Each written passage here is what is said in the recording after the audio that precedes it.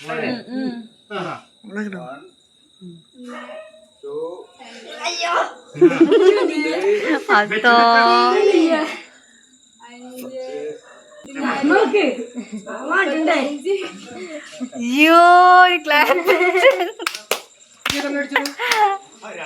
ഉണ്ണിക്കുട്ടി അതിന്റെ മുന്നാലെ 7 എണ്ണത്തിൽ കഴിഞ്ഞ്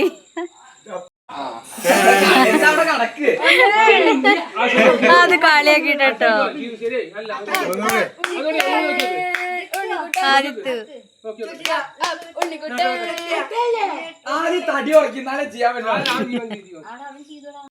ഇന്നലെ നല്ല രസമായിരുന്നു കേട്ടോ.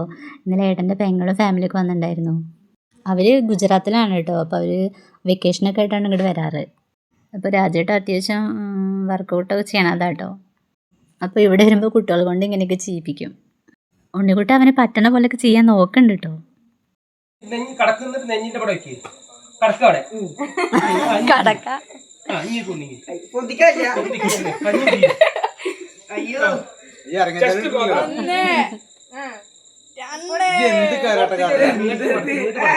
ഇങ്ങോട്ട് പറക്കണേ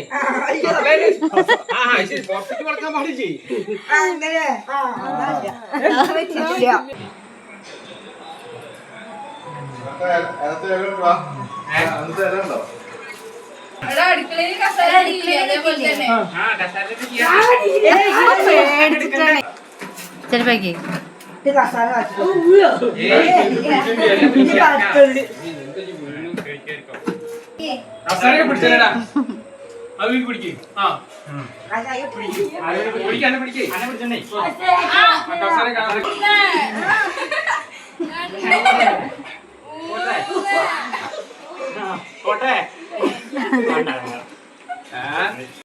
ഇന്ന് ഭക്ഷണം തറവാട്ടിലായിരുന്നു.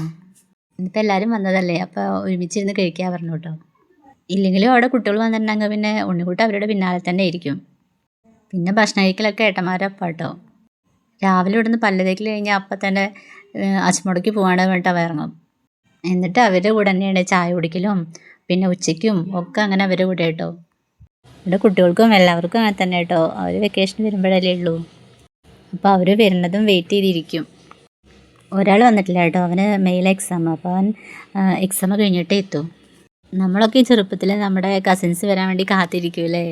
അങ്ങനെ എല്ലാവരും കൂടി ഭക്ഷണം കഴിച്ചു. കുട്ടികൾ പിന്നെ ഇപ്പം തന്നെ വരുന്നില്ല, ഞങ്ങൾ കുറച്ചേരം കൂടി കളിക്കട്ടെ പറഞ്ഞു. അപ്പോൾ വീഡിയോ എത്ര ഉള്ളൂ കേട്ടോ. ചാഞ്ചു